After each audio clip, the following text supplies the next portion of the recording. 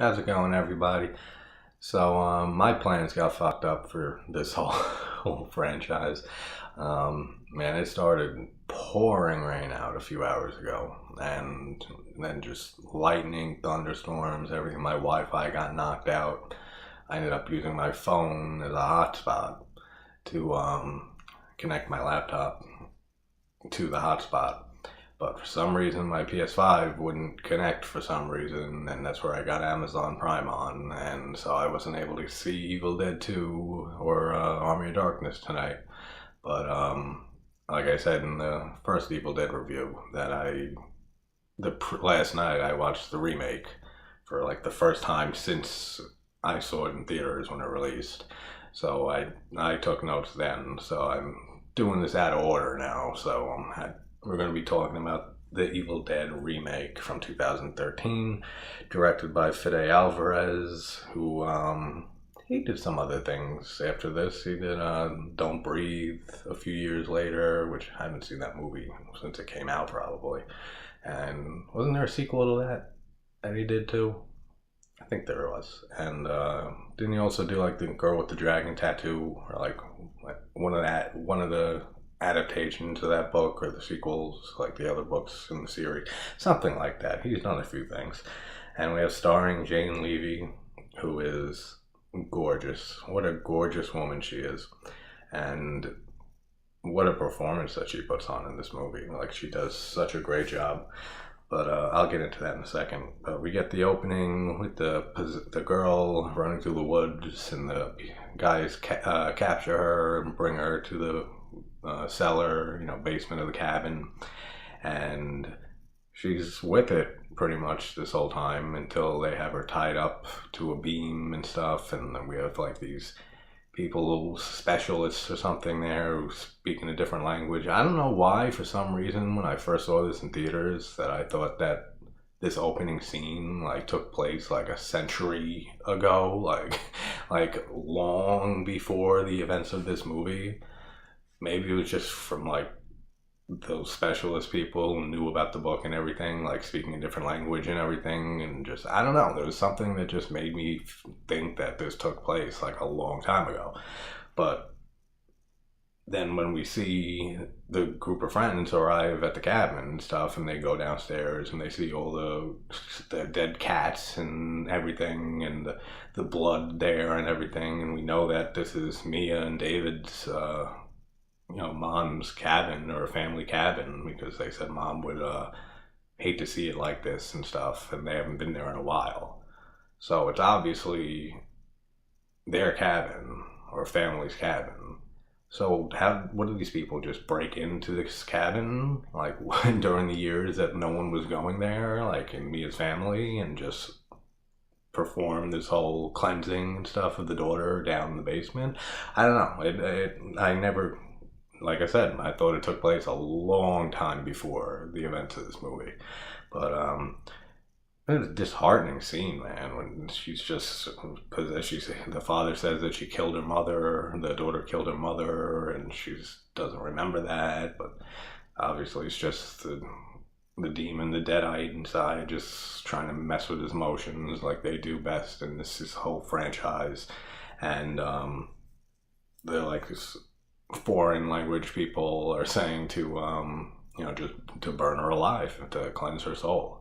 And that's exactly what he does, man. And I couldn't imagine, like, I have a daughter, a young daughter, but oh dude, to have to fucking burn your daughter alive in front of you and then blow her fucking head off, like, oh, that's fucking terrible, man.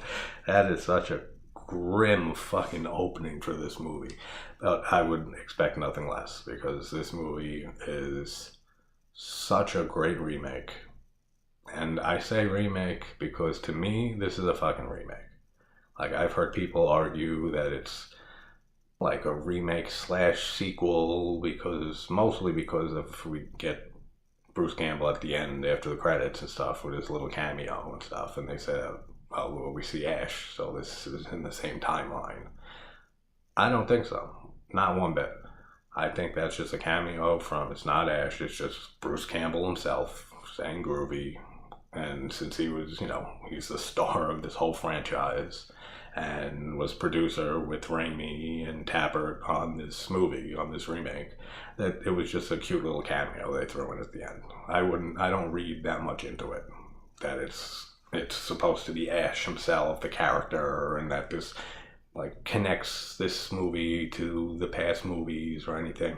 I mean, you could argue that, we get time travel and shit, like in Army of Darkness and everything, the end of Evil Dead 2 and all of Army of Darkness. So it could be like an alternate timeline or something like that if you want to get like Twin Peaks David Lynch-esque about it and stuff. But for me, this is a flat out remake, and it is an excellent remake. Like I said in the Evil Dead review, I said there's not many remakes from the 2000s onward until today that I really, really like. And except for this movie and like Texas Chainsaw Massacre from 2003, and like I said, there's probably a few other ones, but I couldn't remember. But yeah, he just sets her on fire and she's all ablaze and everything, and then he just blows her fucking head off, and then we just get the title card Evil Dead, and just great opening. What a good opening for this.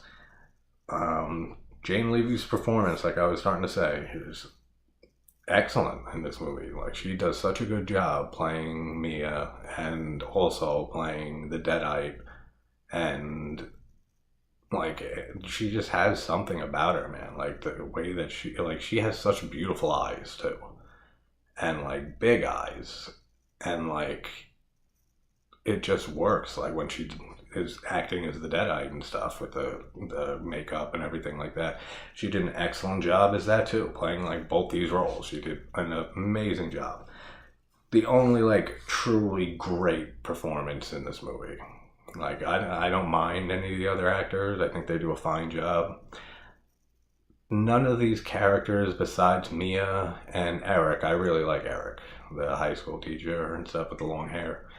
Really like his character. Besides that, like everyone else is alright. David is the brother is okay, like character wise, like, but I don't find most of these characters memorable. And like I said, this is an excellent remake, but I do have minor gripes with it. But I'll get into that also. The dog's name is Grandpa. I don't know, that's weird to me. Like, sure, I've heard all types of crazy names for dogs and stuff, but just when she said it was just like Grandpa, and I was like, why would you name your dog Grandpa? I guess it's just an homage to your grandfather. Why not Soda? Soda. It's bubbly. It's refreshing. Fucking Costanza, man. The whole drug angle, I think, is great for this movie. Like, the whole idea that they're going and taking Mia to this cabin for her to kick heroin, and that they mentioned that she's done it before and made the same promises, and she just lasted only like a few hours, like 8 hours, 9 hours, something like that. I think it was like 8 hours, and caved and everything, and now they want to just have her there and not let her leave. And I think it plays very well, that whole concept and premise of her being a dope addict and stuff, and kicking and withdrawing in this cabin. Because like in the first movie, which is, the most horror of the original 3 movies and the TV show. But this movie is like by far the most like serious and horror in tone, and for sure. But up until this remake, it was the original, and then we had just a lot more comedy come in with Evil Dead 2, and then even up the ante so much more with Army of Darkness. And so it's going to be interesting going from the first movie and this remake to rewatching Evil Dead 2 and Army of Darkness tomorrow. Like, it's going to be interesting to watch them in this order like that. But the whole drug angle makes sense. Like, to me, like, I thought that was a clever idea, because in the first movie, stuff like after Cheryl turns into a Deadite for the first time, and they all see this, and like they still like hang around and stuff. They don't like immediately let's get the fuck out of here. Like this whole drug angle explains that, like why they don't leave, because she's withdrawing from dope, so she's coming off heroin, she's in withdrawals, so like all the shit that happens to her is explained by her being in withdrawals and going through all these fucking, hallucinations, and just everything can be explained that way. And it explains why they don't take her seriously and don't just book the fuck out of there immediately. It's because they assume and just say that she's kicking dope and she's coming off fucking these drugs. And I just think it's a clever angle. I know a lot of people who don't care for it. I think it works great. Like, I really do. I think it was a clever idea to work that whole, detoxing drug angle in on the main character in this movie. I like the whole, the tension and, distance between David and Mia, because she was there in the mental asylum or mental hospital. We find out, near the end of the movie that she was just completely crazy, the mother, and severe mental illness and everything. And Mia was there with her when she was dying and when she died. And David just never came and just hid away from all of it. And then they've been estranged brother and sister for what seems like a few years at least now. And I thought that was a nice little touch too when they bring that back near the ending and stuff to fuck with David's mind, and very well done. And with the little baby lullaby and stuff that she mentions at the beginning, saying you remember mom singing this and everything, and then that comes back into play later. Very good stuff. Very clever little touches. Why is it such a surprise to David that Mia's overdosed? I don't get that. She's a heroin addict. Heroin addicts OD all the time. Especially nowadays with this fentanyl, that shit in everything. Not even just heroin, there's everything nowadays. You keep hearing about it being cut into all drugs. So why is he so surprised when he's when she OD'd? You couldn't that wasn't a possibility in your mind? Thinking your sister could have OD'd being a heroin addict? I don't know, that doesn't make sense to me. But I noticed that the first time I saw this in theaters, and then I rewatched it and I said the same thing. I said, really? He doesn't even consider that, or never considered that as an option, that she probably has OD'd once, if not numerous times, over whatever amount of years that she's been using. I don't know, that doesn't make sense to me. This whole film is absolutely gorgeous. Just to look at, to watch. The cinematography in this movie is great. It is such a beautiful looking film to look at. I mean, I say beautiful in just like I said, the cinematography way and the way that it's filmed and everything like that. I mean, obviously it is grotesque as shit. There is such great gore in this movie. That I'm surprised this movie got an R rating. There is so much blood and so much gore in this movie that it's great. It's so fucking good. I like how Eric is, like I said, he's probably my second favorite character in this movie besides Mia. And I like how they mention that he's a high school teacher, and that kind of explains why he's so into reading the book and the Necronomicon and everything. And that when they first mention the voodoo shit in the basement, he's no, voodoo is more dolls and stuff, this is more witchcraft and stuff. They never say what he teaches in high school that I know, unless I missed something, but I don't think I did. I think they just mentioned in the very beginning he's a high school teacher. But it makes sense.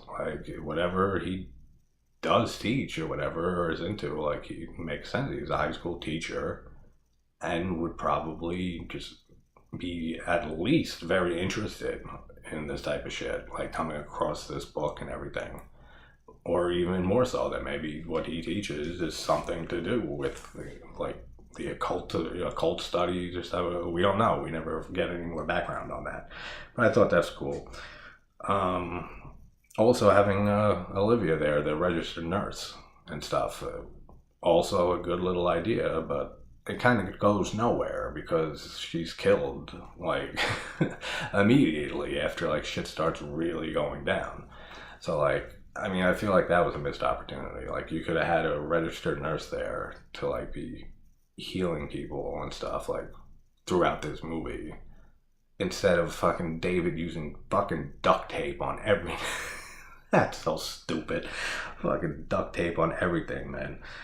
Reminds me of like Chris Rock when he said like when we were kids and stuff, like we had no medicine. He said Robitussin, it cured everything. It's like, oh, my back hurts, Robitussin. Like, I got cancer, Robitussin. It's like duct tape. It fucking fixes everything. Fucking severed arms and shit. Just put some duct tape on it. It'll be fine. I love the look of the Necronomicon in this movie. Like, I like the added touch that it's wrapped in like plastic and then barbed wired over it, and like just how it looks much more like its skin, like human skin, grafted around the book and everything. Like when Eric opens the book and stuff, you see like the skin folded over and like pressed in, like pressed down and stuff, like to really bind it in human flesh. It's a really cool look for the Necronomicon. That's the only thing I like about it, the book in this movie, and I'll get to that. And who the fuck would read this book? I mean, come on. I mean, even in the original, it's ridiculous. It's just like with all the shit they hear on the tape in the original, with the guy who did the research on the Kandarian book and demons and the Necronomicon and everything, and the guy still reads from the, you know, they were just playing the passage and stuff where it repeats the phrase.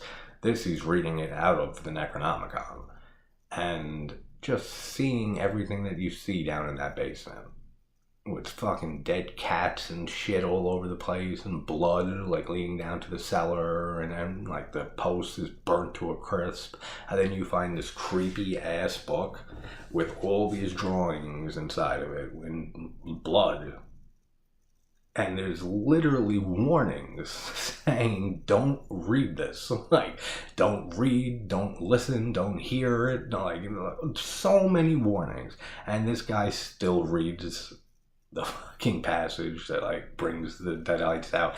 That's stupid.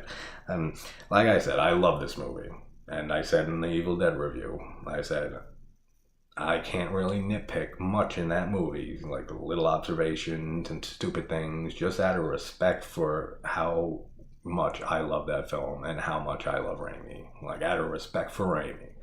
He didn't direct this though.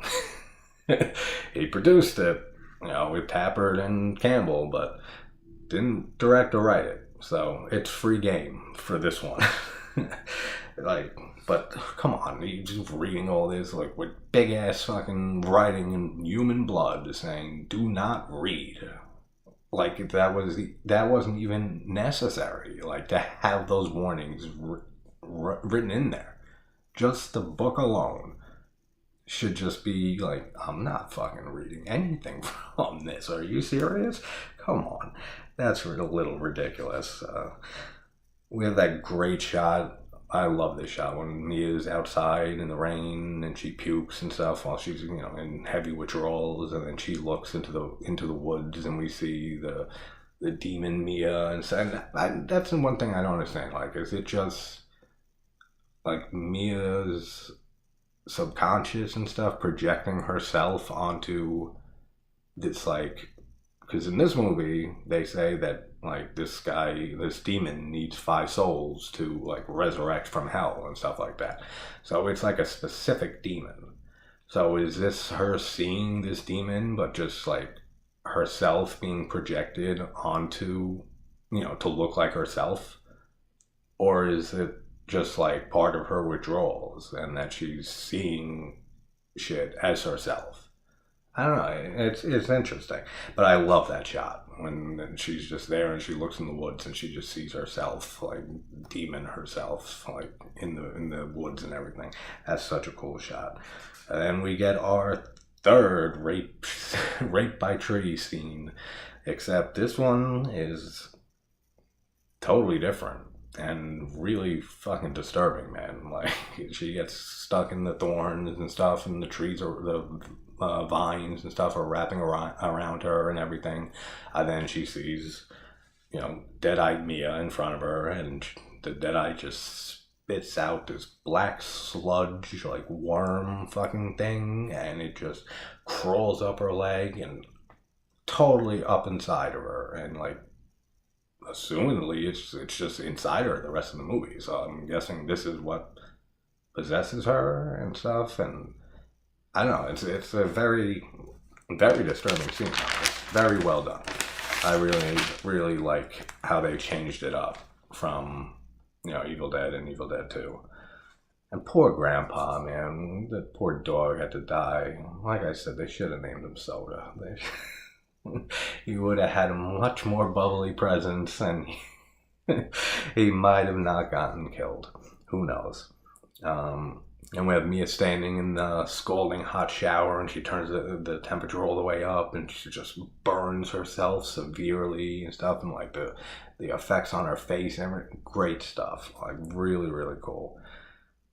And now this is probably my biggest gripe with the movie, is the voice of the Deadites. I can't stand it. I really don't like what they did with the voices of the Deadites in this movie. Like, even like some of the lines they say and stuff, it doesn't feel like Evil Dead. It just doesn't to me. I don't know. Like, every time I hear the voice of the Deadites in this movie, like the crazy laughing and stuff is fine, and like the weird sound and growls and stuff like that, fine. But every time they actually speak, I just don't like it at all, man. Like, I don't know. It's just, I do not care for it one bit. It kind of reminds me of like the Jigsaw killer in Spiral, Book of Saw. How they changed that to like the weird female voice and stuff like that instead of, John Kramer's iconic voice. Like, it reminds me of that a little bit. But just like the way that they made the Deadeye voice, I do not care for one bit. And just that little thing being like my biggest nitpick with this movie and gripe with this movie shows how great this movie is, because it's not that big of a gripe. But it's enough that like every time I hear it, I'm just like, oh, come on. Like, they could have done so much better.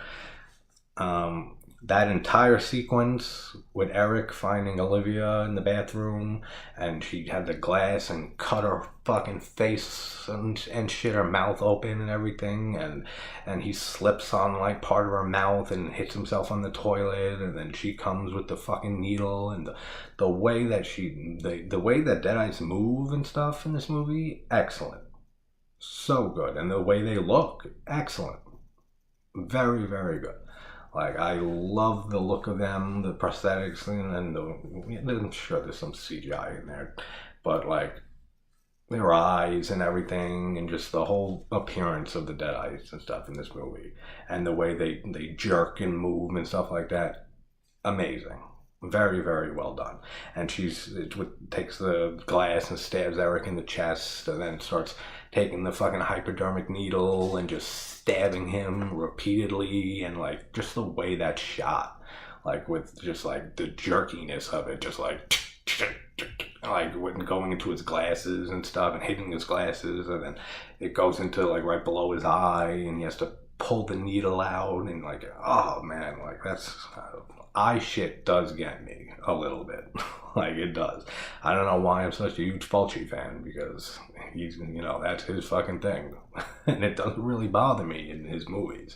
Maybe it's just, the type of the effects and stuff used and the way it's shot, but for some reason, like this movie, with this scene with him pulling the needle out below his eye like that, it's, oh dude, it's like Do not get me started with that shit. And then he takes the porcelain fucking toilet cover and just beats her fucking face in and stuff. Dude, what a great sequence. Like, probably my second favorite scene and sequence in this movie.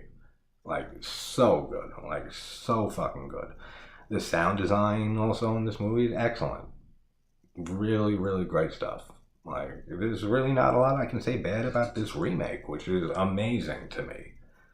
And, yeah, if I sound tired, man, I'm fucking beat. It's like 2 in the morning. And like I said, we had this fucking storm all night, and I've been trying to get my Wi-Fi working and everything. I'm gonna pass out after this review. And I'll have Evil Dead 2 and Army of Darkness up tomorrow. But, and like, they changed the rules for killing the Deadites, and, you know, like in the first film and stuff, it was just bodily dismemberment. You know, that was the way of killing the Deadites. And then in this one, that's still one of the rules, but they have also that, you know, cleansing by fire, or purification by fire, as Eric reads, and the live burial, which we see Ash, you know, try to bury Linda in the first movie and everything, but it was never cited as like a way of, you know, like casting the demon presence out of these people, which is fine. Like, I don't mind the rule change, but what are even the fucking rules for this whole franchise? Like, it's so inconsistent. Like, it's, like I said, this is one of my favorite franchises in horror ever, and the first movie is one of my favorite horror movies of all time. But the continuity between all of the movies and the TV show and stuff, it is so fucked up. Like, between everything, and they're all so different tone wise and everything. Like I said, like, the first one is more just straight up horror. The second one is a lot more zany and comedic and slapstick, and then the Army of Darkness is even more so and more like action, fantasy, horror. And then this one's just straight up fucking disturbing horror and stuff. But like, the continuity between all the movies, and I've said before, like, I'm huge on continuity. That's why the Saw franchise is one of my favorite franchises in horror, because the attention to fucking detail in that series and the continuity is astounding to me. Like, and it really, if you watch all this first 7 Saw movies, like, back to back to back to back, you would think that they wrote this whole story from beginning to end and had it all pre-planned and everything, when they didn't. They just, you know, wrote each installment every year and released a new one every year for 7 years. But it does not seem that way at all when you watch the Saw series, like, in order, like, from beginning to end. It seems like it was just planned out the whole way. And the attention to detail and the continuity and everything is just phenomenal in that series. A lot of people hate on Saw, man, and use the stupid fucking made-up term torture porn and stuff. Fuck you. Fucking Saw is fucking amazing. But I'll save that for when I do Saw, because I will definitely be doing that soon. But yeah, it's like, what are the rules, man? What are the rules? I don't know. There's just so much shit that changes throughout this whole franchise. It's like, I don't know what the fuck's going on. Like, how these things work, how these Deadites possess people, how they get killed, how they're, you know, purified and taken, this demonic presence is taken out of these people, or anything like that. It's just not explained at all. It's just completely different from film to film, and that's fucking fine with me, because, like I said, I fucking love this whole franchise, so it does not matter to me. Just a little nitpick. The whole scene with Mia in the basement, in the cellar, and Natalie comes down, and then she takes the box cutter out to, like, defend herself, and Mia licks the box cutter with her tongue, and her tongue splits, and awesome, dude, such awesome stuff. And then she comes up after splitting her tongue, and she, like, forcibly kisses Natalie and stuff. Like, oh, that's fucking nasty, man. That's some disgusting shit. And again, like the book doesn't burn in this movie like it does in the original, which is fine. You know, it's a cool little change. They can burn the book, and like, but again, like, what are the rules? Like, what are the rules? I don't know. And then we have like 5 souls that this specific demon entity or whatever has to collect so it can resurrect itself. Like, why 5? Like, what if they showed up with like 7 people? Then like, doesn't that throw like everything off? And they're like two. I guess he would still resurrect and then just kill off the other 2. Or like, I don't know. I have no idea what the rules are. I have no fucking clue. But it is still amazing. And then we get this stupid fucking comment. Like, the way that, like, this is why I like Eric's character a lot in this movie, because he knows what's going on, like, from the fucking get-go.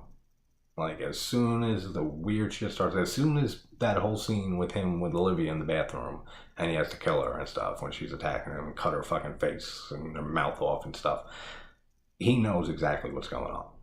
And David is so stupid that it, like, still doesn't understand. Like, after he's seen so much insane shit that cannot be explained, still is asking, he's like, well, those dead cats in the basement and stuff, like, maybe they had some disease or virus that spread to Mia, and then she puked all over, what's her name, Olivia, and it transferred to her, a fucking disease, dude, from a cat. Like, what? And like Eric says, and he's straight up, he's like, what disease makes you cut off your own fucking mouth? Like, exactly, fucking, come on, like, that's a little stupid too. A fucking disease from cats, dead cats downstairs. That's so stupid. And going back a little earlier, I love when like, Mia first comes out with the shotgun and she ends up shooting David, and then again, the way that she just moves and twitches her head and like her body and stuff like that, so well done. And shoots David and stuff, and then she gets on top of Olivia and just pukes just an insane amount of blood all over her, like in classic Raimi fashion, just completely over the top. Love that, so awesome. Then we have Natalie's when she's in the basement and stuff, and Mia splits her tongue and stuff, and then she bites her hand, and then we get like a nod to Evil Dead 2 with the possessed hand and everything. That whole sequence also, like, and then we have like when her hand's first like starting to get all fucked up and possessed and stuff, and then they're showing shots of Mia like holding the cellar door open, just like in the first movie with Cheryl down there, and she's like looking through and like holding it up and stuff. Great shot, really cool. And then she takes that electric like cutting knife and stuff and just cuts her arm off, man. And then like, not even that she just cuts her arm off right then and there. And then when Eric and David come in and she's standing in the corner and she's like, I feel better now, I had to do it. And then her arm is still attached, and then it just fucking slips off and falls to the ground and shit, and the tendons are ripping off. Amazing. Fucking the gore in this movie is so good. So fucking good. It is so fucking over the top, and it's still, but it's like realistic looking. Like, it is pretty damn realistic. Like, it really is. Like, this is, and that's why this remake is just like the most straight horror film in the franchise. Like, the gore is absolutely amazing in this movie. The blood, the effects, amazing. Let's see here. Then blah blah blah blah blah. And like I said, with the duct tape, fucking, you putting fucking duct tape on your girlfriend's stub where her arm used to be. Get the fuck out of here! Come on, you had nothing else around. Like, you had a registered nurse there. You couldn't go through her shit and see when Eric got stabbed in the bathroom by Olivia. He found like he had alcohol to pour over it, and he had a bandage to put on him and stuff like that, and then he duct taped over it and stuff. But like, they didn't think to go through Olivia's shit and think that maybe she had a whole bunch of better equipment to like patch people up than fucking duct tape? Come on, that's so stupid. That's so dumb. The whole duct tape thing is just fucking stupid, man. And we get the nail gun and stuff, which is another great scene. And then, man, fucking Eric gets fucked in this movie, man. Like, I feel so bad for this guy. Like, he gets the most shit out of everyone. He fucking gets stabbed in the chest with the glass, and he gets the fucking needle jammed into him a bunch of times, and then he gets the fucking nail guns and stuff shot at him, and then more shit later on. Like, he gets fucked up in this movie. I feel so bad for that guy. Jesus, man, he like really like gets it. Like, everyone else gets off pretty much fucking easy. They just end up getting killed and stuff. He's just tortured through this movie, man. Absolutely crazy what happens to him. And she's shooting the nail gun at Eric and David and stuff, and then she comes up with the tire iron and fucking like Friday part 4, Jason's hand split in half style with the tire iron. She swings it down and splits Eric's hand open. Like I'm saying, he gets completely annihilated in this movie. It's absolutely crazy. And then David picks the shotgun up and just blows her other arm off and stuff. Awesome. Like, so good, man. So fucking awesome. And then David goes to burn the cabin down and everything, and we hear that little lullaby and stuff, the little baby thing with Mia singing it and stuff to fuck with his head. Great stuff. I love how they bring that back. What is David, like fucking MacGyver, man? Like, we get like no backstory on him at all, like what he does for a living or anything.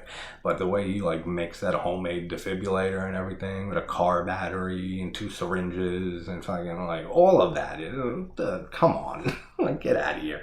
It's not inconceivable, but like in the moment and like after everything you've seen and everything you're going like have gone through and the pain that you're in from fucking, he was shot, he was fucking with the nail gun, fucking a bunch of nails shot into him and everything and stuff, and he's that quick to fucking just make a homemade defibrillator and a whole bunch of shit that happens to just be there at this cabin. Get the fuck out of here, that's so stupid. And again, Eric gets fucked up in this movie, man. It's so like tragic looking at this guy get tortured through this movie. When I mentioned earlier about the Necronomicon and how I love how it looks, but that's about it. I really don't like how they just keep showing pages from it that like show what just happened. Like, why? Like, what the hell is that all about? Like when they show Mia, or not Mia, but they show a woman, with the branches around her and stuff getting raped by the trees after that scene happens. And then they show a woman carving her fucking mouth off after that scene happens. And like after every like major event and stuff, there's a fucking page in the Necronomicon that has a picture of exactly that. Like, that's fucking weird. Like, I really don't like that. That did not work for me at all. I don't get what that means. I don't get why it's there. And like I said, the 5 souls. What if they came with a fucking group of 10? What if it was only 3 of them? What if it was just David and Mia? Like, I don't know. None of that makes sense. Again, the rules, man. What are the rules? What are the rules? I don't know. I guess we'll never find out. And then David, when he buries Mia and stuff and puts the plastic over her and stuff and then buries her alive. I like how that added touch that he puts the plastic over her so like she doesn't suffocate and stuff when she's being buried alive. But like still, like you can fucking suffocate and shit just with plastic over your face. Just like how they always say with little kids and stuff, and make sure they don't put a plastic bag over their head and they can suffocate.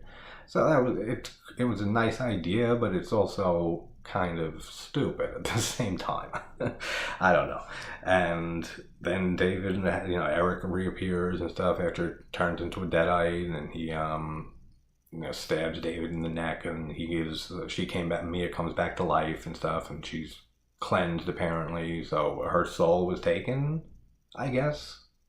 Because like when that thing comes out at the end, it looks like Mia again. Like that's supposed to be that entity, right? That demon that needs 5 souls, and he gets 4 of them. Then Mia dies and comes back to life. So that means her soul was taken, right? Am I getting that right? I'm pretty sure I am. But I don't know what that means for Mia and stuff. But and then David blows up the cabin and kills himself and everything. And then we just have the entire ending sequence is phenomenal. Excellent. So fucking good, man. That whole ending sequence with the raining blood and like they should have had fucking Slayer playing right then and there. Fucking raining blood. It's just such a great, just having that effect throughout the whole ending scene of just, I wonder how many gallons of fake blood they had to use for that whole ending scene. Like I totally forgot to look that up because I was thinking that when I was watching it last night. I was like, I wonder how many gallons of fake blood, because I remember watching like 24 hours ago basically, seeing the making of Evil Dead 2, and them saying like when they have what the fuck's his name? The blonde guy and stuff, when he's getting pulled by Henrietta into the cellar and stuff, that they said that they pumped like 40-50 gallons of blood. And that's just like in that scene of that movie. This is like raining blood for like a long ass time. I would love to know how much fake blood they were pumping and stuff through that rain machine and everything. That would have to be hundreds and hundreds and hundreds, if not thousands of gallons. And then we get she's being chased by the demon and stuff, and then we get the machete through the wall a few times and stuff, and it sticks in her leg and then like slides out slowly. Really cool stuff. Like I said, all the gore and everything in this is top notch in this movie. It's excellent. And then we get the fucking, when she gets the chainsaw out and she ends up going back out to the truck and stuff, and the demon's coming around to get her, and she saws her fucking leg off, and then the demon's crawling around and stuff because she has no leg, and she's crawling around to get Mia, and she lifts the fucking truck up, and the truck just lands on her fucking arm, and it's not like she has to cut her arm off, man. No, she fucking just pulls and rips her fucking arm off, man, and the tendons and stuff are stretching and just the bone rips, and just amazing. Fucking so fucking good. Really just top notch, man. Just the gore, I can't say enough about the gore in this movie. Like, it's so good. So good. And the end with the chainsaw and stuff, when she just takes the chainsaw and just sticks it in the head of the demon, and just the head splitting and stuff, and just the way like she's jerking and stuff and moving on the floor with the chainsaw going through her, and it gets like down to like the upper half of her body, and she lifts it up and she splits in half. It's, dude, so fucking good. And she sinks into the mud and stuff, apparently like going back to hell, and with the whole cabin burning in the background and stuff. Like I said, this movie is just gorgeous to look at. Like the way that it's shot and everything, it's just a great looking film. It really is. And yeah, man, like that's the ending, and what a great ending it is. But like, so yeah, Mia's dead, right? Like she's fucking missing her fucking arm, dude, and like she has to walk back to civilization. She would be dead so fast from blood loss and stuff like that. So she's dead, right? Like, maybe that's why the whole soul thing and stuff. She did lose her soul, and because she was gonna die anyway or something. But yeah, she's fucking dead. Like, there's no way. There's no way she's making it out of there. There's fucking no fucking phone that she can use to call for help. There's nothing. And who knows if the bridge is still flooded and everything. She's dead. And then we just have the credits, and then we get Campbell's little groovy fucking after credit sequence, which, like I said, I believe is just a little cameo from Bruce Campbell. Nothing to do with connecting this to the other movies, that this is just a straight up remake. And what an excellent remake this is.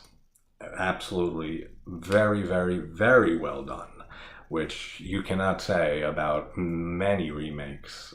Just in remakes in general, but like I said, like from the 2000s forward, I can only think of a few, and this is absolutely one of them. But yeah, it's been a crazy night trying to get this whole thing sorted and this franchise knocked out in order, so I had to do it out of order and everything, which is going to make it, like I said, more interesting to watch 2 and Army of Darkness tomorrow and seeing it, the true, like, real horror ones first, and then diving into the more slapstick, comedy horror and stuff of the other 2. So that'll be interesting. But all right, guys, I'm going to bed. Hope you guys have a good night as well. Take care, and I will see you tomorrow. Bye.